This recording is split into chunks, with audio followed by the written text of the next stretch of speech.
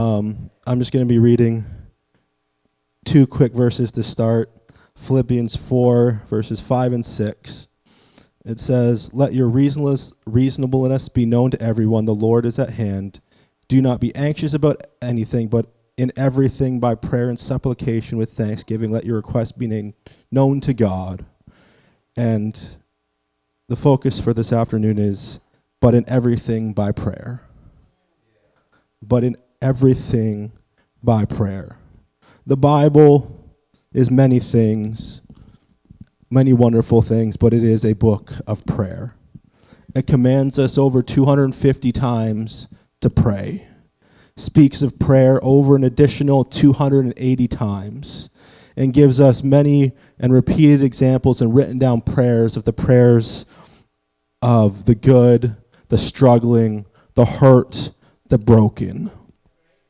We have, there's the prayer of Jehoshaphat, where, in 2 Chronicles chapter 20, and he ends it, or close to the end, it says, "We do not know what to do, but our eyes are on you." So often that feels like our prayer. We read of Hannah's prayer for a child, where she's broken before God, so much so that the priest thought that she was intoxicated because she was so broken before God in prayer.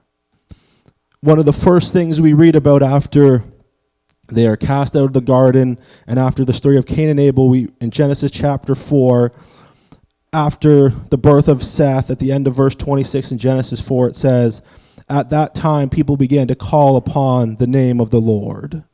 And at this point is the first time in the first places that in the Bible that people were called that people that were called, that the Lord called his, it wasn't the Jews, they weren't there yet, it wasn't Christians, but it was people that called out in prayer to him. Those were the first people that he called his. And so this afternoon, when I'm done, we're going to have a time of prayer, because nothing else changes things like prayer. We try and work it out. We try and figure it out. But prayer changes things. That's how God works. He works in many ways, but God works through prayer. When people are hungry, when people will call out to him, that's when things begin to change. We may not see it for a while. You may feel like Daniel, where, it was a while, but the angel showed up and said, from the first moment that you spoke your words to God, an angel was dispatched. It took him a while. He had to fight off the prince of Persia. He had to do all these different things, but God heard him the very first moment. Right? And so, and we need to be sometimes like the disciples. They heard Jesus praying. They came to him and said, "Teach us to pray. Teach us to pray, Lord. I want to pray how you would like me to pray. I want to call out to you the way you would." And so sometimes when we hear those things, we think we ought to be fancy. We have to have the right words. We have to use, all the right words, all the right things. I think I used this as an example. I think it's the same story, but there's an example from Adventures in Odyssey. But it's the first time in Adventures in Odyssey that Eugene prays. And if you know Adventures in Odyssey at all, some of you may not, most of you may not, but he is a very articulate person that likes using big words and proper language and very descriptive language. And he starts praying that way, but he starts fumbling over his words because he doesn't know what to say. And they tell him, you got to use simple words. You just tell God how you're feeling. It doesn't have to be all this colorful language that, you've searched through the thesaurus to find, another word that sounds the same to make it sound better. That doesn't change its effectiveness with God. So often, we read of people in the Bible where it's like God heard when people simply cried out and said, I need you. His ear is attentive to that, right? When you read about the Israelites when they're in bondage, God responds when they cry out in their pain and say, you know what, this needs to change. In Matthew 6 and 5, it starts this, and it says, and when you pray, you must not be like the hypocrites, for they love to stand and pray in the synagogues and street corners, that they may be seen by others. Truly I say to you, they have received their reward. But when you pray, go into your room and shut your door and pray to your Father who is in secret, and your Father who sees you in secret will reward you. And when you pray, do not heap upon empty phrases as the Gentiles do, for they think that they will be heard for their many words. And, that does not mean that we cannot have corporate prayer, that we all have to go into our own little silent boxes to pray, but that when we have prayer here, I'm not praying so that you can hear me. I'm not praying so that you hear how eloquent I am. There's a man back in Peterborough who is very eloquent in prayer, and it's just how he is. He's not putting on a show for anyone. He's not the most eloquent person outside of prayer, but when he has the way there's sometimes when we were, especially when we were younger, we catch ourselves just sitting there listening to him pray because it was fascinated by the phrases that he would use. But he was a wonderful and still is a wonderful prayer warrior. But you don't have to worry about the words that you're going to say. If all you can say is, God, I'm struggling, I need you, that is effective. That is what God wants to hear. He just wants to hear what's on our heart. He just wants to hear, what we're going through. He already knows, but there's something about people, and we know it from our personal relationships where, there's something about moving the relationship along when something's wrong, but that person opens up to you. There's something about that breaking of that barrier. And it's the same way with God. He knows, he already knows everything about us. But he is waiting for us to go to him in prayer. He said, seek him and you will find him. Go after him and he will be there. Excuse me. Jeremiah in 29, starting at verse 11. The first verse here is very well known by many. It says, for I know the plans I have for you, declares the Lord, plans for welfare, not for evil, to give you a future and a hope. Then you will call upon me and come and pray to me, and I will hear you. You will seek me and find me when you seek me with all your heart. I will be found by you, declares the Lord. I will restore your fortunes and gather you from all the nations and all the places where I have driven you, declares the Lord, and I'll bring you back to the place which I sent you into exile. It's not just that he has plans, but it's plans that, we're going to call it to him, he's going to hear, and we're going to pray, and he's going to hear our hearts, and he's going to move. But it takes us being willing to, sometimes it's 30 seconds, sometimes it's more than that. Sometimes it takes a little bit of time to push in prayer, not to get God to move, but to get us past all of the stuff that we fill it up in our lives. We're great at, and it's, a coping mechanism, but we fill our lives up with all sorts of garbage, whether it's sin or not sin. It may just be Instagram reels that we scroll through, that we fill up our mind with, that they're not taking us necessarily away from God, but they're not leading us toward him. And it's just a little bit it's a barrier there that it's not putting us in a spiritual mindset.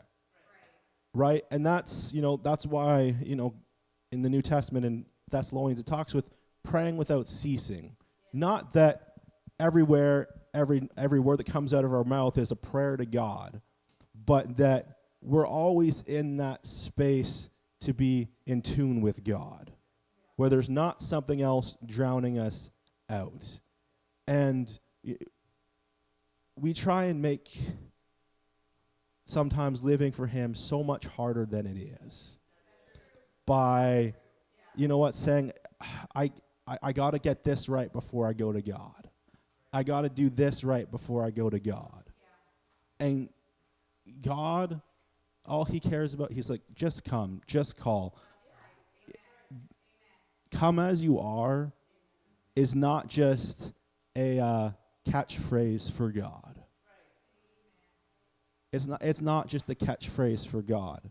He knows all the dirty little details, but he still calls and says, come unto me, all ye that are heavy laden, and I'll give you rest. Right? It doesn't say, come unto me, those that have figured it most out and almost out, and I'll help you the rest of the way. Right? It doesn't say that. But so often it's, and most of us, almost none of us would be here if that was the case, because most of us cry out to God when we hit rock bottom. Right? Or very, very close to it. That's when we get up, we've exhausted every other detail, every other option. We're like, God, fine, I'll give you a chance. And that's all that God is looking for, is that someone will give him a chance and say, you know what, I want a relationship with him as much as he wants it with me. Right? Because he wanted it so much that he died for us. And that's how much he desires a relationship with each and every one of us. He died for us, knowing everything that we would do, every sin of humanity. He died. You read the Old Testament, you read about every horrible sin that there is in the world. He died for all those people. Right? He died for all of them to have so that they, right? He died for their sins just as much as he died for ours. Right? And we don't scratch the surface. I don't know you, some of you, but you don't scratch the surface of what happened in the Old Testament of the Bible. There is some very, what we like, depraved things that we would say. That's what we would say they are. But God did it for them. And he did it for us so that when we do call, there is a hope for us. It's not just that, what can God really do? God changes everything. A relationship with God changes everything. It'll never make your life perfect. But in every situation, I know that I have a perfect hope at the end. Right? And, we talked about it at Christmas time, but hope is such a powerful thing. And when you get down in prayer with God, you can get up hopeful that life is going to, that there's going to be joy in life. Not that every situation's changed, but I'm going to have joy. But it all goes back to that I've got to go to God. I've got to get in a place and spend time with him. And you know what? Sometimes it just needs to be by yourself, and there's that personal relationship there.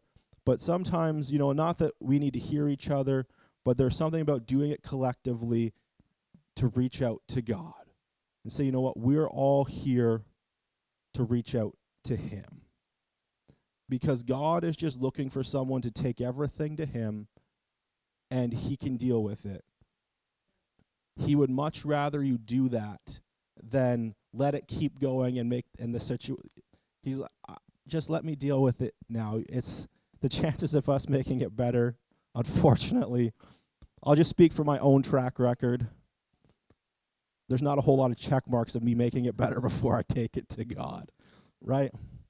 And so this afternoon, and Brock's going to put on some, just some prayer music in a couple minutes. But in this room, we're going to find a place. And this, we're going to be talking about prayer quite a bit over the next probably month. But we're going to pray for ourselves this morning. And I know people are different about, oh, it's a new year, but it's just the changing of a calendar. What does that make? But it can make a big difference if we choose that this year is going to be different, right? Going from 2024 to 2025 doesn't have it can make no difference, or it can make a big difference if we say, you know what, this year is going to be different, and I'm going to spend time with God. And the easiest way that you can have a great year this year is to spend as much time with God as possible. Right? That is the easiest way. And so we're going to start it off that way, and we're going to say, you know what, God, think of everything that you need from God. Everything that you need. If it's physical, spiritual, financial, any other category that I can't even think of this morning, that there may be you're the only name in that category this morning, that because, in the world's eyes, it's minuscule, but to you it's important. I don't care how small it is, we're going to find a place and take it all to God. Say that this year, God, I'm bringing it all to you. I'm not holding anything back, because he cares about the small things. He cares about the big things. And so if it's, I want my shift changed at work, take it to him. Because you know what, God, I'm taking it all to you. And you know what, I know we all got some big things, and we pray for those as well, but think of everything.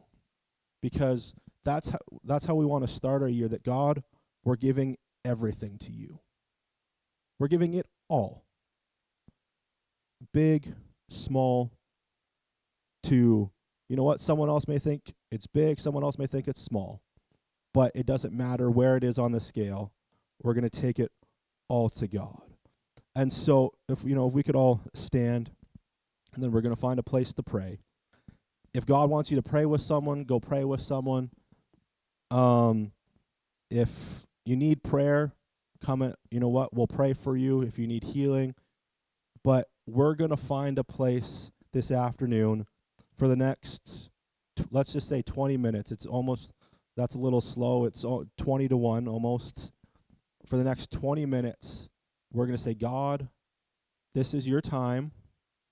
I am bringing my life to you. All my hopes, all my dreams, all my pains, all my brokenness, everything that I need this year, everything I want to happen, I'm bringing it to you, because that's how I want to start my year. And so when I look back on December 31st of 2025, I can see, God, you are faithful and you moved. Not that there's going to be a check beside everything. I don't know God's mind and how he's going to answer, but that you can see that God worked this year because you started out by taking it to him. And so if we could find a place you can sit in your seat, you can come to an altar. I don't care. I'm going to start for the first couple minutes up here, and then I'm going to find myself a place. But we're going to take everything to him this afternoon. Dear Heaven, excuse me.